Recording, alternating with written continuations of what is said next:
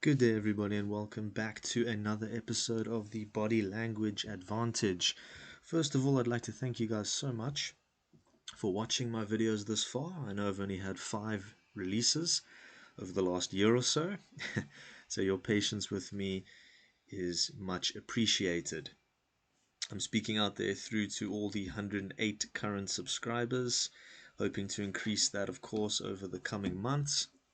I am going to be a lot more consistent with my releases over the next few months as my time frees up slightly. As I said on the last video as well, there will now be the villain era that I will be focusing on. And I thought, what better personality to start off the villain era than Feyd-Rautha Harkonnen? Guys, just a quick reminder, I will be popping out more videos over the next couple of weeks. So please, on this video, leave your suggestions. Let me know what you guys are looking for. And without further ado, let's start on Feyd. Quick little background on him with regards to this video is I will only be focusing on the Feyd-Rautha Harkonnen that is presented in Dune Part 2.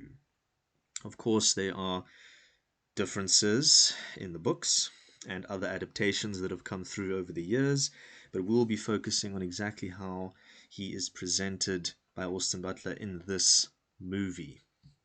So without further ado, let's start. As you can see, I've got the video paused on quite an interesting section there. So let's go on. Oh, just a quick disclaimer as well. I do apologize for the clicking noises that you will hear. I am using very basic equipment, guys. Of course, the more subscribers I get and the more traction I get over the next few months will allow me to get better equipment. So let's get that sorted as well, guys. All right. First thing I would like to present with Feyd is as follows. Have a listen. Let's see if we can catch it. All right, right there. Perfect spot. As I said, the arms are right out at the sides again here as usual, pointing outwards, taking up as much space as possible. Nice big steps. Taking up space, guys. This is really important. I mean, we all walk to the shops, we all walk to the mall, we all go around doing our business every day as we should be. Now, it is important, and I'm speaking to the short kings out there as well, take as much space up as possible, guys. When you're walking around, don't make way for everyone all the time. Of course, be respectful. No one's telling you to just bump into everybody. But when you have the opportunity, you're out in the public, take up space, guys. Put your arms out. Doesn't mean you need to do it as an over exaggeration. You just swing them out. Take up as much space as you can. Walk a little bit wider than you normally would. It's going to make a hell of a difference, guys. And of course, it's important to note that you don't want to look ridiculous when you're doing this. You don't want to look like a circus clown who's jumping from left foot to the right foot or whatever. It comes with time, it comes with practice. As you can see as well, he's looking straight forward, he's not looking down, which a lot of people, I see this out in public, everybody. Don't look down when you're walking. He's super focused. Of course, in this environment as well, he's performing, so there's a level of showmanship that happens. But out in the real world, everyone, you understand that there's a level of judgment. There's a level of having to stand on ceremony at times. There's a level of always trying to prove yourself out there. So once again, when you're out in public, try to take up as much space as possible. Within reason, of course, always look forward at your destination wherever you're going. Don't let anyone distract you. He's not worried about this person who's over here to the side. He's not going to look at him. He's focused on where he needs to go. Doesn't matter what it is that he's doing. Just remember those points. Okay, one of my favorite parts of the entire movie. You might be saying, why? It's such a small scene. Of course, the fight scene is great, and choreography and the infrared cameras that they're using for the scene really shows off a, masterful filming, in other words. But that's not what I'm referring to.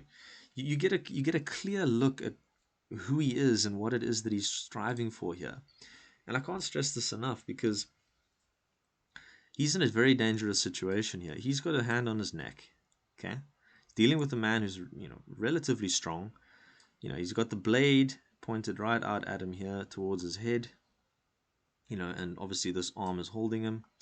And then most people in this situation would be panicking, freaking out, fighting for your life or whatever, but he enjoys it. And this is a true laugh, because the mouth is wide open, the eyes are squinting slightly, which happens when you laugh, a genuine laugh. It's not one that's forced. He's really enjoying this. He's like, this is great. This is completely out of the norm for me. He's gleeful. It's exciting, and the reason why I enjoy it so much is because it shows so much about who he is here as well. And now we're only 7 minutes in to his introduction, perhaps less. Now you also understand the further psychotic means that he operates within his life. He's been so protected. He probably does this every year for his birthday. Fights a bunch of drugged out slaves and everything. But now this is one of the first times in a while he's probably had to be put to the test. And how does he respond? Most spoiled brats would respond with, guys, creatures on the side, they help me out here, stick some more prods into this guy's back. But he's saying, no, this is fun. I'm enjoying this. It shows more about his character. Therefore, that's why it's one of my favorite scenes. Now, another very interesting part of his character that gets introduced very, very quickly. This is masterful film directing, in my opinion, and very well written. You've got Feyd here smiling. You've got a very calm, the jaw's no longer clenched. He's way more relaxed now. The two of their heads are touching. He's looking straight into his eyes, even if he's not looking into his. And it's another side that you're seeing of him, of respect.